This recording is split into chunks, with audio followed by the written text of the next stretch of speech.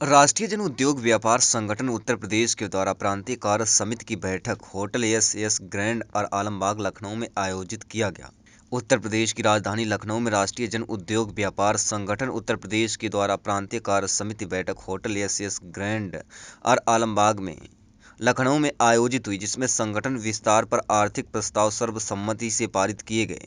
देश के खुदरा व्यापार एवं एसएसई सूक्ष्म लघु माध्यम उद्योग में आ रही समस्याओं को दृष्टिगत रखते हुए देश के आम बजट में निम्नलिखित मांगों को सम्मिलित कर राहत प्रदान की। नंबर 1, ऑनलाइन ई-कॉमर्स बढ़ने से घरेलू पारंपरिक खुदरा व्यापार प्रभावित हो रहा है, इसलिए ई-कॉमर्स के कुल कारोबार पर 18% विशेष कर लगाया जाए, जिससे देश का खुदरा व्यापार बच सके, ताकि पारंपरिक खुदरा व्यापार प्रतिस्पर्धा से भी बना रहे। नंबर 2, कारपोरेट की तरह पार्टनरशिप फॉर्म और लिमिटेड लायबिलिटी पार्टनरशिप को भी 30% के बजाय 22% के दायरे में लाया जाए। नंबर 3, स्रोत पर काटने का प्रावधान केवल उन व्यापारियों पर लागू होना चाहिए जिनका वार्षिक कारोबार 10 करोड़ से अधिक है। स्रोत पर कर की अत्यधिक कटौती एक पूंजी और अवरोधक अभ्यास है।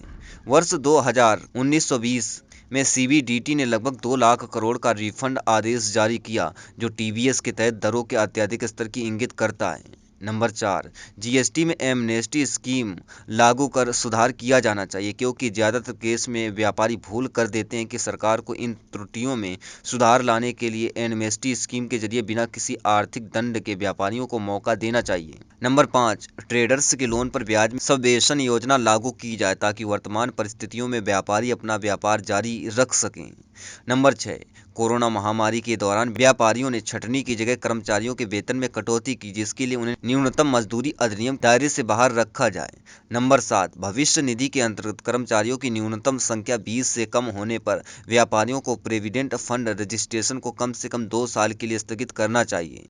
नंबर 8, व्यवस्था की तीनों अंग विनिर्माण, सेवा एवं खुदरा को एक साथ एक मंत्रालय के अधीन रखना चाहिए। लघु उद्योगों और सेवा क्षेत्र की तरह खुदरा व्यापारियों को भी सारे लाभ मिलने चाहिए। नंबर 9, 7 करोड़ खुदरा व्यापारी, जो लगभग 28 करोड़ कर्मचारियों को रोजगार व व्यापार देने का काम करता है, आज़ादी के 73 वर्ष लिखने के बावजूद ना तो इसकी सुरक्षा की व्यवस्था हो पाई और ना ही प्रतिष्ठा सम्मान कैसे रिटेल कारोबार को बढ़ाएं भी कोई समुचित व्यवस्था भारत सरकार प्रदेश के किसी भी मंत्रालय के द्वारा सुनिश्चित नहीं है। खुदरा व्यापार को सुरक्षित और संरक्षित करने के लिए खुदरा व्यापार मंत्रालय गठन किया जाए। नंबर 10, आवश्यक वस्तु अधिनियम 3/7 का हटाना पूंजीवादी व्यवस्था को पोषण करने का काम करेगी। कृषि व्यवस्था कुछ पूंजीपतियों के हाथ में जाने से जहां देश की मंडी समिति समाप्त होगी, वहीं देश का किसान अपनी उपज का मूल्य का निर्धारण आने वाले समय में कुछ पूंजीपति करेंगे।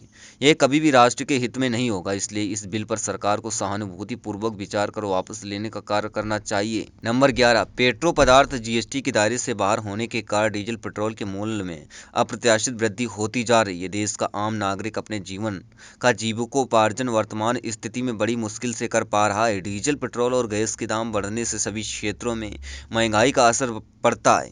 एक देश एक कर की भावनाओं को समावेश करते हुए पेट्रो पदार्थ को जीएसटी के दायरे में लाया जाए, ताकि डीजल, पेट्रोल और गैस के दामों पर अंकुश लग सके। नंबर 11, भारत सरकार के द्वारा गोविंद बन्ना इसके समय दिए गए 20 लाख करोड़ के पैकेज को अभी तक धरातल में नहीं दिख रहा है। सुप्रीम कोर्ट के द्वारा मोरटोरियम पीरियड पर लोन की ब्याज तक माफ करने के लिए कई बार इंगित किया गया है, लेकिन राहत प्रदान नहीं की गई है। वित्त मंत्री जी एक बार पूरा कर मोरटोरियम पीरियड की ब्याज मुक्त करने का काम, आम जनमानस को राहत देने का काम करें।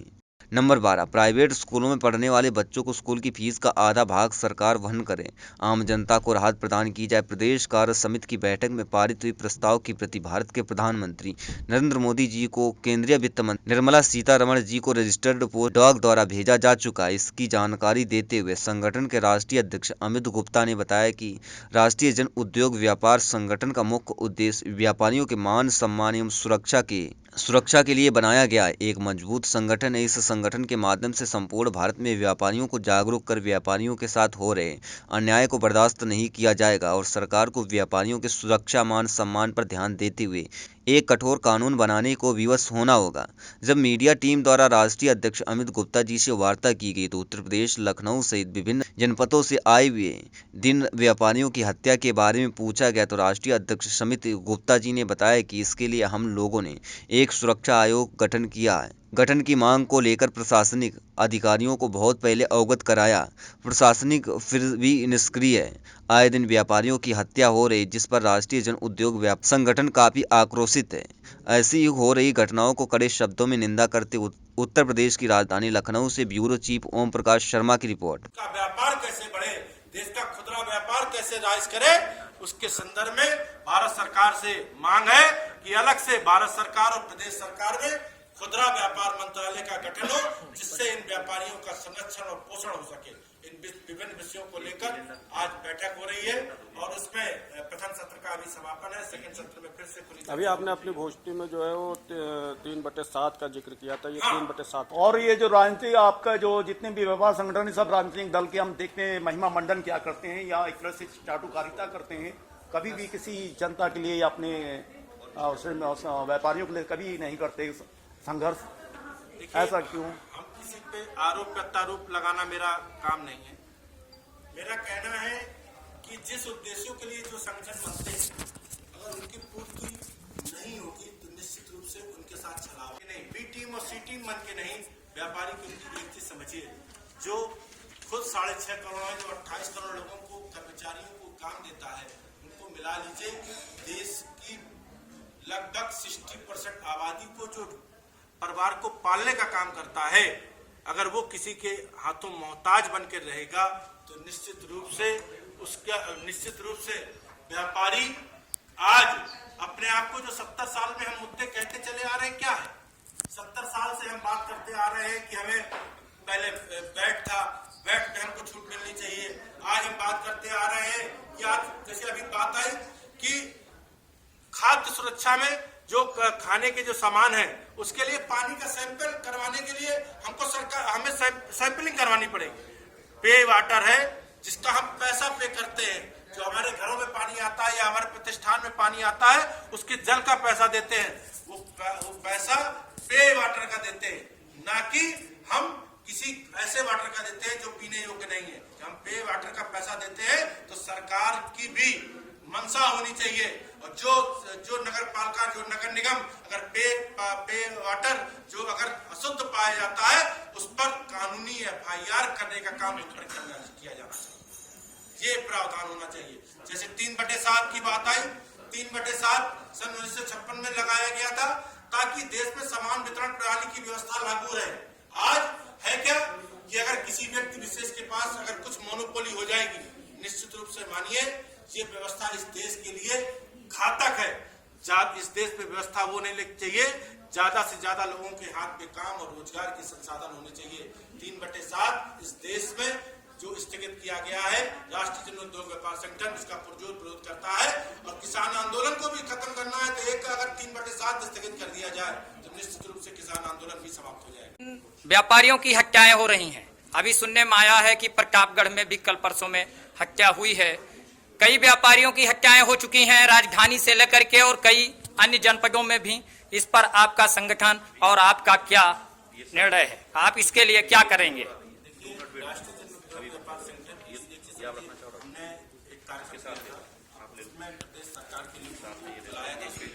व्यापारी सुरक्षा प्रकोष्ठ अलग से गठित हुआ। व्यापारी सुरक्षा प्रकोष्ठ तो गठित हुआ, लेकिन वो कागजी सुरक्षा प्रकोष्ठ रह गया है। व्यापारी सुरक्षा प्रकोष्ठ में हर जिले में तैनाती हुई CO स्तर का अधिकारी उसमें नामित किया गया कि व्यापारी सुरक्षा प्रकोष्ठ ये देखेगा, लेकिन सुरक्षा के नाम पर एक भी अधिकारी को आज तक जब से सुरक्षा प्रकोष्ठ बना है किसी भी अधिकारी को तलब नहीं किया गया, किसी भी अधिकारी को पनिशमेंट नहीं किया गया। जब तक किसी भी अधिकारी को उसमें जब तक जवाबदेही सुनिश्चित नहीं होगी तब तक उस प्रकोष्ठ का कोई मायने नहीं रहता। हमारी मांग है सुरक्षा प्रकोष्ठ बना है, उसमें अगर किसी जिस क्षेत्र के अंदर थाने के अंदर चौकी के अंदर उस क्षेत्र के अंदर अगर घटना घटती है उस क्षेत्र में तो उसमें उस क्षेत्र के थाना अध्यक्ष के ऊपर चौकी इंचार्ज के ऊपर FIR दर्ज होनी चाहिए जिससे अपराध पर अंकुश लग सके। बताइए जरा भारत के दर्शकों को।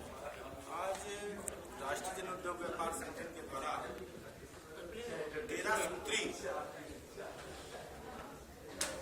जो आने वाला बजट है आम बजट, इसमें व्यापारियों को आम नागरिकों को क्या सुविधा मिले उस दृष्टि से हमने आज प्रांतीय कार्य समिति की बैठक एवं व्यापारी गोष्ठी का आयोजन यहाँ पर किया गया, जिसमें हमने प्रमुख रूप से देश में 6.5 करोड़ खुदरा व्यापारी हैं, जो लगभग 28 करोड़ लोगों को रोजगार देने का काम करता है। आज उसके सामने रोजी रोटी का संकट खड़ा होता चला जा रहा है, क्योंकि यह व्यापार ई कॉमर्स के माध्यम से कुछ लोगों के हाथ में सीमित होता कर चला जा रहा है। चाहे फ्लिपकार्ट हो, चाहे अमेजन हो, और चाहे आने वाले समय में जो जियो और फेसबुक का जो तालमेल हुआ है, निश्चित रूप से ये देश के खुदरा व्यापार के लिए बहुत बड़ा घातक कदम है। इस देश के लिए घातक कदम है। इस देश में, क्योंकि चाहे भारत की सरकार हो, वो 25 लाख लोगों को रोजगार देने का काम करती है, जो प्रदेश की सरकारें हैं वो 75 लाख लोगों को रोजगार देने का काम करती है, लेकिन इस देश का ये खुदरा व्यापारी लगभग 28 करोड़ लोगों को, प्रत्यक्ष अप्रत्यक्ष लोगों को रोजगार देने का काम करता है। आज जो 2014 में जो खुदरा व्यापार की स्थिति थी, आज दिन पे दिन आज मोबाइल सेक्टर देख लीजिए, आज लगभग 60% मोबाइल का सेक्टर आज ऑनलाइन ट्रेडिंग पर चला गया है। अधिकतर ट्रेड फर्नीचर का मार्केट तक आज 19% उसमें ऑनलाइन ट्रेडिंग पे चला गया है। हमारी मांग है, इस देश से खुदरा व्यापार बचना चाहिए, इस देश के नौजवानों को रोजगार मिलना चाहिए। इसके लिए राष्ट्रीय जन उद्योग व्यापार संगठन प्रतिबद्ध है और भारत सरकार से मांग करता है कि ऑनलाइन ट्रेडिंग पर 18% अतिरिक्त कर लगाकर समानता से जो व्यापार है उसको करने का काम कर पाए इस देश का खुदरा व्यापारी। उसके लिए और बहुत से विषय हैं, जैसे देश का खुदरा, आज देश के उद्योगों के लिए उद्योग मंत्रालय बना हुआ है, लेकिन आज ना तो खुदरा व्यापार